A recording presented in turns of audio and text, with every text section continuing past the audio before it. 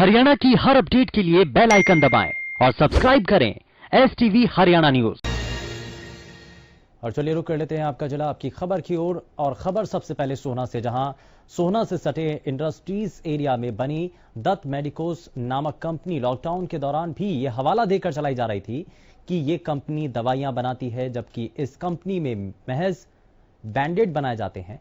करीब 250 से 300 वर्कर काम करते हैं। कंपनी का एक कर्मचारी राजस्थान के अलवर जिले के एक गांव में कोरोना पॉजिटिव पाया गया, जिसके बाद स्वास्थ्य विभाग ने कंपनी में कार्यरत कर्मचारियों के कोरोना टेस्ट करवाने शुरू किए। वहीं करवाए गए टेस्ट में 3 कंपनी के कर्मचारी कोरोना पॉजिटिव पाए गए, जिसके बाद सोहना में हड़कंप मच गया। ये सभी कर्मचारी सोहना में अलग अलग जगहों पर किराए के मकानों में रहते थे। स्वास्थ्य विभाग के जिला अधिकारी ने बताया कि कोरोना से पीड़ित मरीजों को इलाज के लिए दाखिल किया गया। वहीं बाकी कर्मचारियों को टेस्ट के बाद क्वारंटीन किया गया है।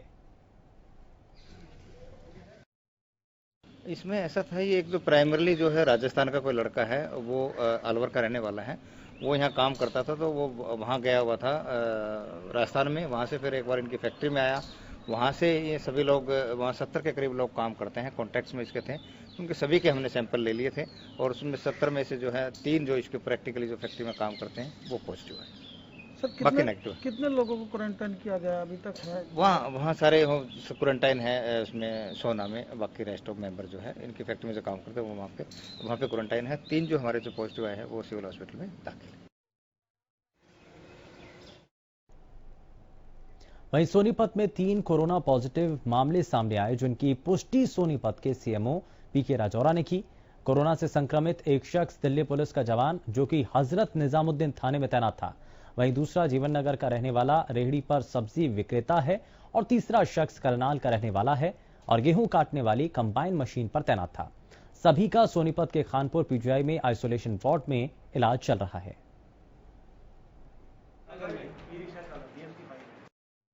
देखिए, जो 3 पॉजिटिव केस हमारे सोनीपत में आए हैं, एक तो सब्जी बेचने वाला है जो हमारे जीवन नगर जो सोनीपत वार्ड नंबर 1 से, और जो दूसरा केस है वो करनाल से आया था यहाँ पर कार्बाइन हार्वेस्टिंग के लिए, जिसको टेस्ट किया गया तो वो पॉजिटिव मिला।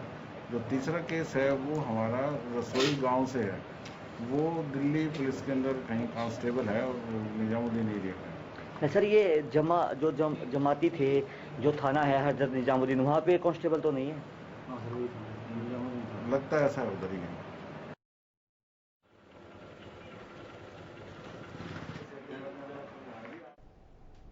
वहीं फरीदाबाद में कोरोना मरीजों के आंकड़े में एक बार फिर से इजाफा देखने को मिला है। बीते 24 घंटे में यहां कोरोना के 9 नए मामले सामने आए, जिसमें से 6 लोग तबलीगी जमात से जुड़े हुए हैं। एक साथ 9 मामले सामने आने के बाद प्रशासन सतर्क है। यहां आपको बता दें कि फरीदाबाद में कोरोना के कुल 42 मामले सामने आए, जिनमें से 20 लोग ठीक होकर अपने घर लौट चुके हैं। लेकिन सामने आए नए मामलों ने प्रशासन की नींद उड़ाकर रख दी है। फरीदाबाद में अब तक 42 मामले सामने आ चुके हैं कोरोना से संक्रमित, और इनमें से करीब 20 लोग ठीक होकर अब तक अपने घरों को जा चुके हैं। लेकिन पिछले करीब 24 घंटे में लगभग 9 मामले नए इनमें सामने आए हैं, जिससे प्रशासन की चिंताएं बढ़ गई हैं। कहीं ना कहीं स्वास्थ्य विभाग इस बात को लेकर सजग और सतर्क नजर आ रहा है और तमाम अधिकारियों को दिशा निर्देश दिए गए हैं और अलर्ट पर उनको रखा गया है। घर घर जाकर भी मरीजों की जांच की जा रही है और लगातार प्रशासन इस बात को लेकर मुस्तैदी दिखा रहा है कि ज्यादा कोरोना से संक्रमित लोगों के मामले ना बढ़े। हालांकि जो नए 9 मामले सामने आए हैं, उनमें से 6 मामले तबलीगी जमात से जुड़े लोगों के हैं। फरीदाबाद से हरियाणा न्यूज के लिए राजेंद्र दहिया।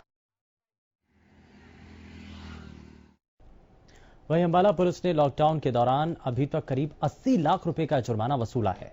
पुलिस ने 221 FIR दर्ज की और 300 लोगों को गिरफ्तार किया। इसके अलावा पुलिस ने अब तक 2600 चालान काटने के साथ 300 वाहन जब्त भी किए। DSP अंबाला ने बताया कि लोग मेडिकल इमरजेंसी का बहाना बनाकर बाहर निकलते हैं और ऐसे लोगों को पहचानने में काफी मुश्किल होती है, इसीलिए ऐसे लोगों के पकड़े जाने पर उनके खिलाफ सख्त कार्रवाई की जा रही है। जब से लॉकडाउन हुआ है, हमारे डिस्ट्रिक्ट अंबाला में आज तक 221 FIR दर्ज हुई, जिसमें 300 के करीब जो है पर्सन अरेस्ट किए हैं और इसके अलावा जो चालान किए हैं लगभग 2600 चालान किए हैं और जिसमें 300 के करीब जो हैं व्हीकल इंपाउंड किए हैं। लेकिन जब से ये टाइम फिक्स किया है 4 बजे का हो गया, ज़्यादातर लोग शाम को निकल गए थे। उनके पास एक बहाना होता था, उनके अपने परचून का सामान लेने के लिए जा रहे हैं। जब से ये टाइम फिक्स किया है, असल में दिन में दोपहर को वही लोग निकलते हैं जिनको असल में ज़रूरत होती है। जो घूमने वाले हैं निकलते थे शाम को, बने आते शाम को, इसलिए कोई नहीं होता बाजार में।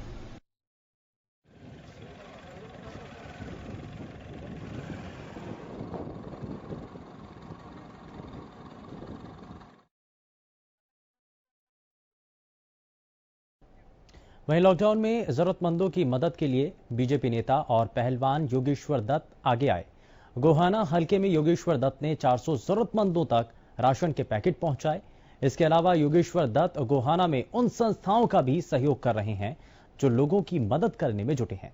इस दौरान योगेश्वर दत्त ने अपना टिकटॉक अकाउंट बंद करने का ऐलान किया। साथ ही लोगों से भी टिकटॉक अकाउंट बंद करने की अपील की। उन्होंने टिकटॉक के चीनी कंपनी होने की वजह से इसका बहिष्कार करने की बात की है।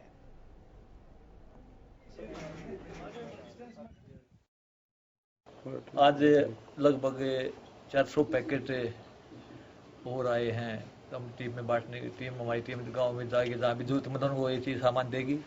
उसमें 2 किलो चावल है, दाल है, सरसों का तेल है, एक नमक की थैली है और साथ में एक आटे की थैली है। हर पैकेट के साथ में 5 किलो की। यही है कि जो भी ज़रूरतमंद हैं, जितने भी हर गांव में जो भी नज़दीक हैं, उन तक ये राशन पहुंचाएंगे। साथ में हमारे जितने भी समाज सेवी साथी लग के रसोई चलाते थे, वो से भी 20 तारीख तक वो चलेगी कंटिन्यू। उसके बाद यही है कि सोशल डिस्टेंसिंग को देखते हुए हमारा यही है कि उसके बाद हम घर घर राशन पहुंचाएं। वहीं चरखी दादरी में सरसों की खरीद के बीच कोरोना महामारी से बचने के लिए पूरी तरह से एहतियात भी बरती जा रही है। सरकार की ओर से जारी दिशा निर्देश पूरी तरीके से उनका पालन किया जा रहा है। मंडी में आने वाले हर किसान को सैनिटाइजर, मास्क की सुविधाएं सरकार की ओर से दी गई हैं। मार्केट कमेटी सेक्रेटरी ने बताया कि मंडी में सुचारू रूप से सभी काम पूरे किए जा रहे हैं और काम के साथ साथ लोगों को कोरोना के प्रति जागरूक भी किया जा रहा है।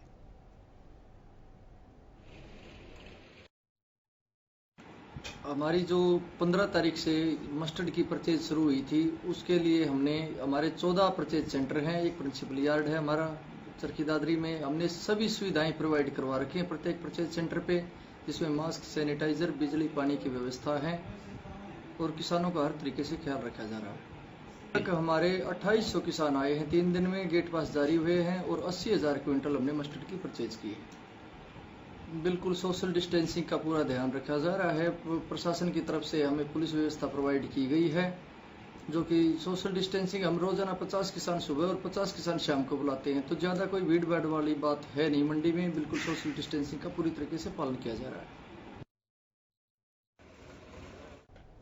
वहीं नूह में किसानों का सरसों के तोल में भारी घोटाला वहां उनकी तरफ से सामने रखा गया। लोगों ने एसडीएम को इस बात की जानकारी दी।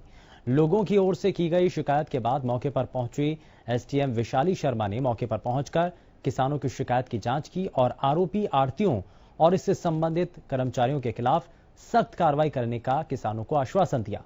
किसानों का आरोप है कि ये आढ़ती तुलाई में काफी समय से उनके साथ धोखाधड़ी कर घोटाला कर रहे हैं, जिसकी वजह से किसानों को भारी नुकसान पहुंच रहा है। बट्टों का कांटे पे वो ला के तोला, तो वो कट्टा वो उस पे कम बैठा जी। फिर हमने क्या किया, फर्क क्या है, फिर हमने पक्के बट तोले जी।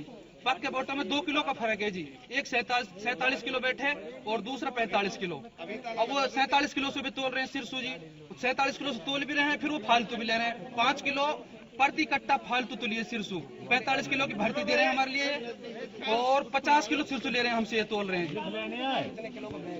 बैग 45 किलो का जी, उसमें 50 किलो सिरसू तोल रहे हैं हमारे लिए, हमारी जी। हाथ मत लगाओ, छोड़ सुनो मैं। और यहां रुक रहे हैं एक छोटे से ब्रेक के लिए।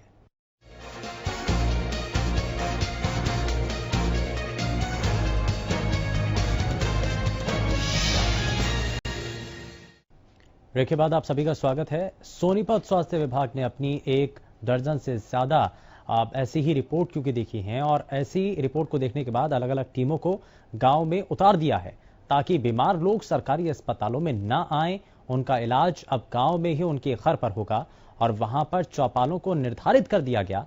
स्वास्थ्य विभाग के इस फैसले के पीछे लोगों की ओर से लॉकडाउन के नियमों का सही तरह से पालन करवाना है। स्थानीय ग्रामीणों और महिलाओं ने सरकारी स्वास्थ्य विभाग की इस पहल को अच्छा बताया। उनका कहना है कि उनके लॉकडाउन के दौरान सरकारी अस्पताल तक पहुंचने में काफी परेशानी होती थी, लेकिन अब उनका इलाज घर पर ही होगा तो ये एक राहत भरी बात है। 3 और नए मामले सामने आए हैं जो हमारे कोविड-19 पॉजिटिव हैं। आप सोनीपत में टोटल 7 हो गए। जो 3 मामले हैं, ये एक तो सब्जी बेचने वाला है जीवन नगर वार्ड नंबर 1 का, एक कांस्टेबल है जो निजामुद्दीन थाने में चौकी है और वहीं रसोई गाँव का रहने वाला है। जो तीसरा है वो केस हमारा करनाल से यहाँ पर फसल काटने के लिए कार्बाइन के लिए आया था, मशीन चलाने के लिए, तो उसका मामला पॉजिटिव आया। तीनों को केसेस को हमने बीपीएस खानपुर कला में हमारा कोविड-19 हॉस्पिटल है, वहाँ पर भर्ती करा दिया और इनके जो कॉन्टैक्ट्स हैं उनको ट्रेस किया जा रहा है तथा जो एरिया है उसको कंटेनमेंट को सील कर दिया जाए।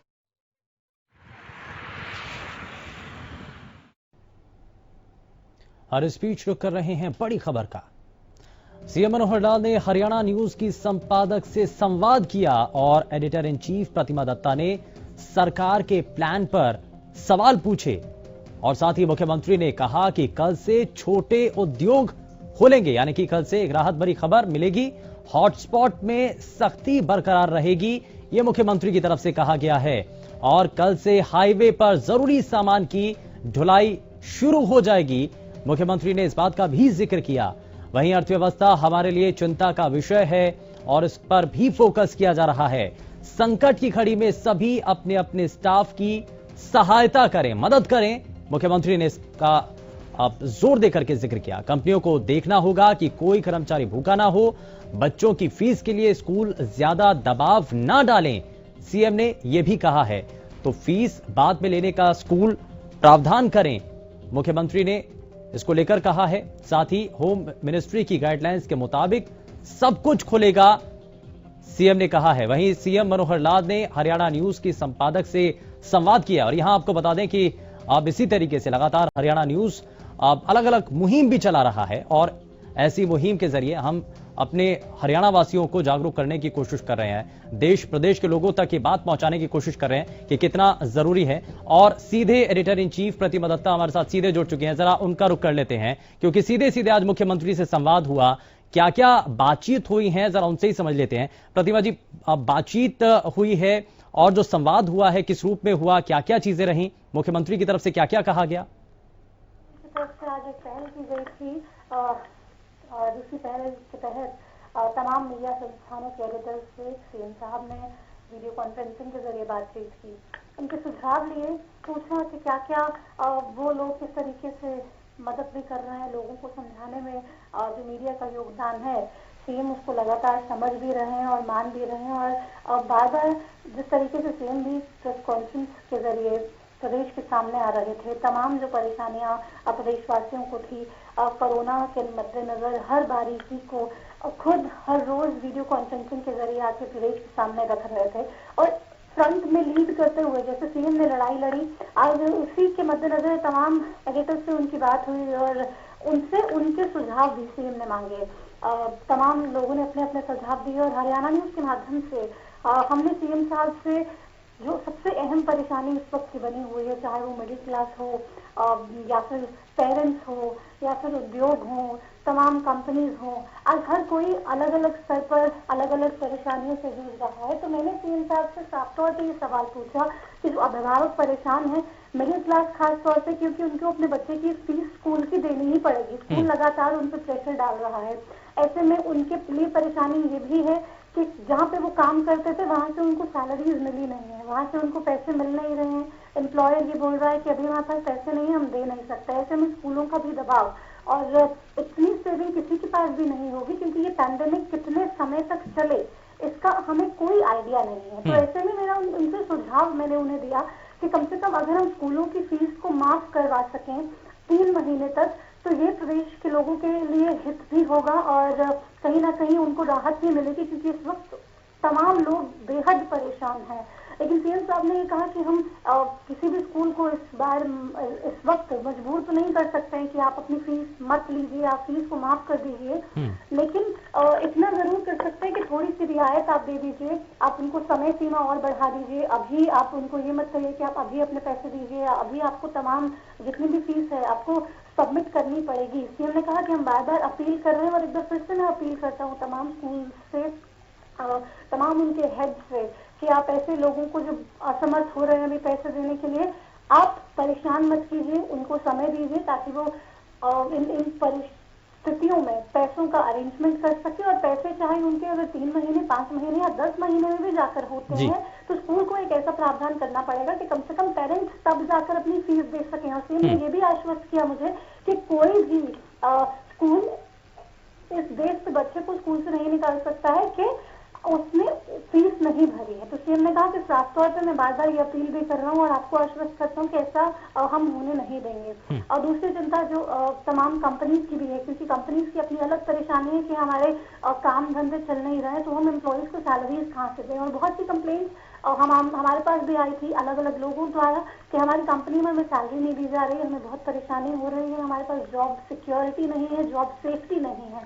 तो ऐसे में भी सीएम ने कहा कि ये जो वक्त है ये बहुत मुश्किल वक्त है और हर कोई इस वक्त फाइनेंशियल क्रंच से गुजर रहा है, चाहे वो प्रदेश हो या फिर जितने भी सेक्टर्स यहाँ पे काम कर रहे हैं, हर जगह पे एक फाइनेंशियल क्रंच देखने को मिल रहा है, जिसके लिए सीएम ने कहा हम फिर से इसके लिए भी लोगों से अपील करते हैं कि आप हमारी मदद कीजिए। आप अपने एम्प्लॉयर को, कम से कम जो आपका एम्प्लॉयर है वो अपने एम्प्लॉई को नौकरी से ना निकाले। आप कम से कम इतना मेक श्योर कीजिए कि आपका एम्प्लॉई, अगर आप उसको पूरी सैलरी नहीं दे पा रहे हैं तो आप कम से कम इतना तो दे दीजिए कि उसके घर का राशन चल जाए, उसके घर में खाने पीने के लाले ना पड़े। तो ये भी सीएम ने बोला और ये भी कहा कि एम्प्लॉयज को भी ये समझना पड़ेगा कि इस वक्त इस मुश्किल दौर में कंपनीज के पास भी पैसे नहीं है, तो वो भी दबाव ना बनाए कि आप हमें पूरे के पूरे पैसे दीजिए। जिनकी सैलरी बहुत कम है उसमें तो जाहिर सी बात है कंपनीज को समझ है कि वो उन लोगों को तो कम से कम 20-25 हजार तो कम से कम पूरी सैलरी देंगे, लेकिन ऐसे एम्प्लॉयज जो काफी मोटी सैलरी लेते हैं उनकी सैलरी में कहीं ना कहीं क्रंच कर सकते हैं, उसको बाद में दे सकते हैं, या कैसे भी ये भी प्रावधान किया जा सकता है ताकि अर्थव्यवस्था, शुभिंदु आप जानते हैं पूरा देश इस वक्त जो है ये परेशानी से जूझ रहा है, अर्थव्यवस्था कितनी डगमगा गई है। ऐसे में सीएम ने ये भी कहा कि इन सबको खड़ा करने के लिए एक नए सिरे से कोशिश तो करनी ही पड़ेगी। और साथ ही साथ कल जिस तरीके से आप जानते 20 अप्रैल है और पीएम ने भी जिस तरह से ऐलान किया था कि 20 को जहाँ पे जो हॉटस्पॉट एरियाज हैं 20 तारीख तक लोगों से सहयोग मांगा था कि 20 तक तो आपको सख्ती से पालन करना पड़ेगा, उसके बाद आगे के फैसले लिए जाएंगे कि क्या खुलेगा, क्या बंद होगा, कैसे काम होगा, क्योंकि लॉकडाउन तो फिर भी 3 मई तक चलने वाला है फिलहाल, लेकिन साफ तौर पे हम कितनी ढील दे सकते हैं क्योंकि कल से वो ढील मिलनी शुरू हो जाएगी। तो सीएम ने ये भी आश्वस्त किया, क्योंकि हमने कहा कि अभी तो हमें पता ही नहीं है कि ये बीमारी कैसे कहाँ कब फैल सकती है, अभी हम जरूर बचे हुए हैं, लेकिन आगे नहीं पता कि अगर लॉकडाउन में ढील दी जाती है तो परिस्थितियां बदल भी सकती हैं और परिस्थितियां बदलते देर नहीं लगेगी। तो सीएम ने इसके लिए भी आश्वस्त किया कि जो भी चीजें खोली जाएंगी, कल से जो रियायत दी जाएगी उसमें साफ तौर पे हमारी होम मिनिस्ट्री की जो गाइडलाइंस आई हैं सेंटर से उसको फॉलो किया जाएगा और उसके तहत ही तमाम चीजें की जाएंगी। और आपके हाईवेज भी हैं, चाहे आपकी हाईवेज पर भी मूवमेंट स्टार्ट होगी और वहां पर ढाबे भी खुलेंगे ताकि जो ट्रक ड्राइवर्स हैं, शुभिंदु ये भी एक बहुत बड़ा इशू बन रहा था कि जो ट्रक ड्राइवर्स हैं वो जरूरी सामान को यहाँ से वहां तो पहुंचा रहे हैं, लेकिन उनको खुद के पास खाने के लिए ना सामान है ना बाहर कोई शॉप्स खुली हैं कि वो खा पाए, और उनको खुद की बहुत ज्यादा प्रॉब्लम आ रही थी। तो सीएम ने ये भी कहा कि ऐसा हम मेक श्योर करेंगे कि जो हाईवेज हैं वहां पर कम से कम कोई ढाबे खुले हों, आम जनता के लिए बिल्कुल नहीं खुलने वाला है, लेकिन खास तौर पे वो ऐसे ट्रक जो गुड्स को लेकर जा रहे हैं, ऐसे ट्रक ड्राइवर्स और साथ साथ ऐसी छोटी कंपनी, उसमें भी उन्होंने कहा कि 20 से 25 अगर लोग कंपनी में काम कर रहे हैं तो सिर्फ उन्हीं को काम करने दिया जाएगा, सोशल डिस्टेंसिंग, फेस मास्क, ये तमाम चीजें तो आपको करनी पड़ेंगी, लेकिन अर्थव्यवस्था को वापस पटरी पे लाने के लिए एक शुरुआत करनी पड़ेगी और वो शुरुआत हमें बहुत समझदारी से करनी पड़ेगी। तो ये पूरी सार्थक चर्चा इन तमाम विषयों को लेकर सीएम साहब से हुई और सीएम साहब ने कहा कि हम हर चीज को लेके तैयार है मदद करने के लिए। जितने भी हमारे सुझाव थे उन्होंने सुने, उन्होंने माने और उन पे अमल करने की भी बात सीएम की तरफ से की गई। और उन्होंने कहा कि किसी भी हरियाणा प्रदेश वासी को जिस भी तरह की मदद चाहिए होगी हम करने के लिए तैयार हैं। सरकार के लिए भी मुश्किल वक्त है, लेकिन हम सबको अपनी एकता दिखाते हुए अगर हम इस मुश्किल घड़ी में एकजुटता से लड़ेंगे, अपनी अपनी जिम्मेदारी समझेंगे, तो ये वक्त भी निकल जाएगा।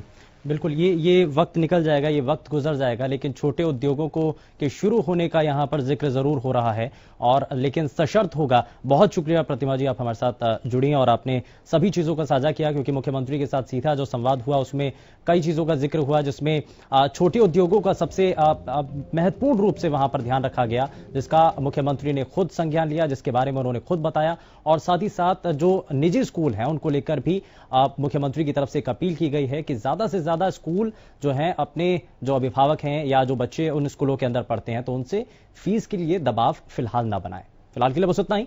नमस्कार।